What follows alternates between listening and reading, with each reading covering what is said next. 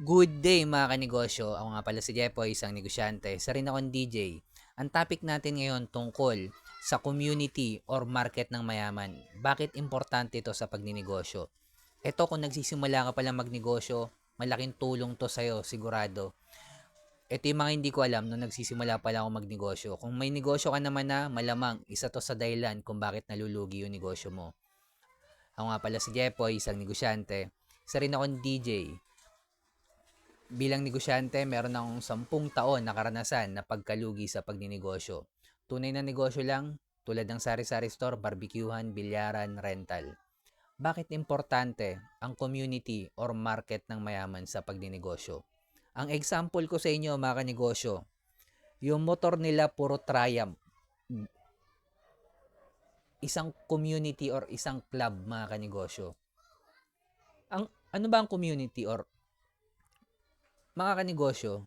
Ang community, ito yung pare-pareho kayo ng motor, ito yung pare-pareho kayo ng sapatos, ito yung pare-pareho kayong sabongero, pare-pareho kayong mahilig sa manok, pare-pareho kayong naka Honda Civic, pare-pareho kung ano yung uniform nyo, pare-pareho kung ano yung school kung saan kayo nag-aral. Isang community yon.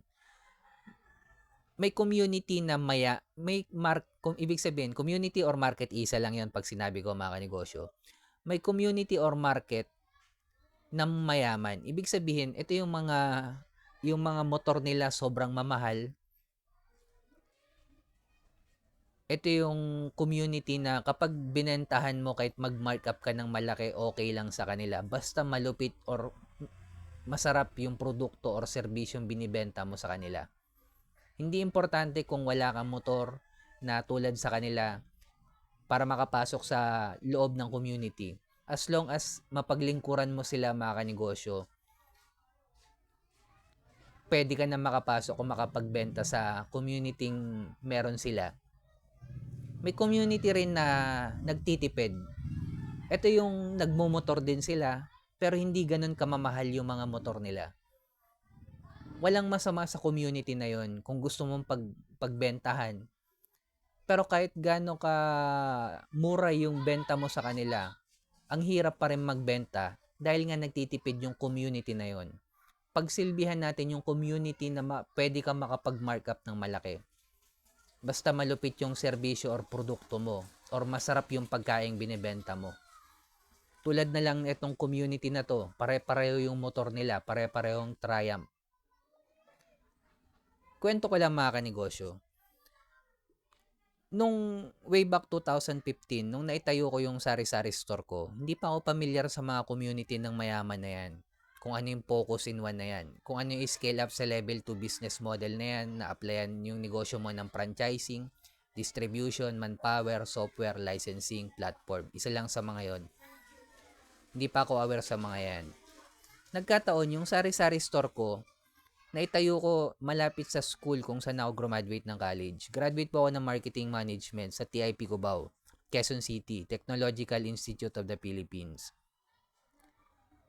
At nagkataon, ang community pinagsisilbihan ko, mga college student. Pang-anim akong sari-sari store na nakapaligid sa TIP. Sa sari-sari store, automatic naman na pare-pareho lang yung benta naming produkto dyan. Magkakaiba lang ng presyo. Ako, lagi ako mahal ang benta ko. Mas mahal ako. Alam ko yung presyo ng ibang sari-sari store nakalaban ko or katabi ko. Lagi ako mahal ng 5 piso, 2 piso. Pero alam ko mas malupit yung serbisyo ko sa kanila. Nagiging tambayan ng college student yung sari-sari store ko. Pag break time nila, vacant nila, doon sila tumatambay sa sari-sari store ko. So kahit alam naman nila na mahal yung paninda ko, kahit alam nilang mahal yung paninda ko, sa akin pa rin sila bumibili dahil malupit yung serbisyo ko mga kanegosyo. At ang community pinagsisilbihan ko, merong pera. May mga estudyante na nagtitipid na ibang school na nag-aaral sa state university, walang problema yon. Pwede ka pa rin magbenta sa kanila. Pero tandaan mo bilang negosyante, nagtitipid yung mga yan. Ang hirap makapag-markup ng malaki dyan. Kaya targetin natin mga kanegosyo, yung community na makakapag-markup tayo. Kasi eventually, alam naman nating may pera yan eh. Hindi naman yan makakabili ng mga motor na ganyang kamamahal. o makakapag-aral sa mamahaling school kung nagtitipid yan.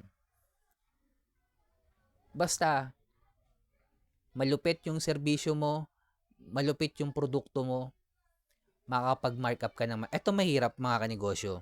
Kahit masarap yung produkto mo, malupit ang serbisyo mo, naka-focus in one ka, focus in one na produkto ka, pero nasa community ka or market ka na nagtitipid or mahirap, walang problema sa kanila mga kanegosyo or masa.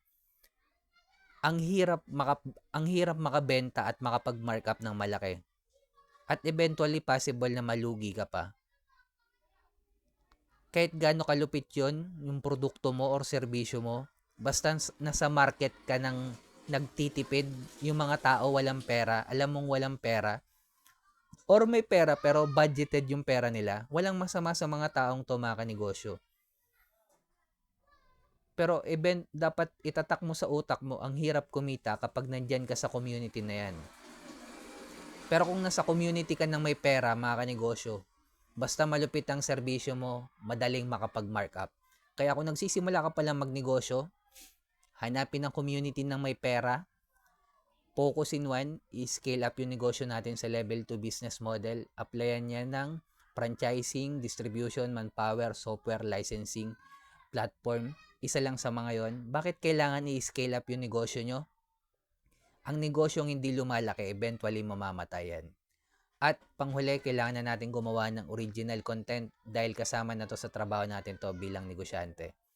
At kung umabot ka sa dulo na video na to, subscribe ka naman sa akin, heart mo na rin to, sabihin mo, motorcycle. Comment ka lang, motorcycle. Gusto ko lang malaman yung tumatapos ng video ko. At bilang negosyante, kung dumadanas tayo ng pagsubok or struggle, huwag natin kalimutan mag-pray kahit anong religion natin. Ingat tayong lahat. Peace.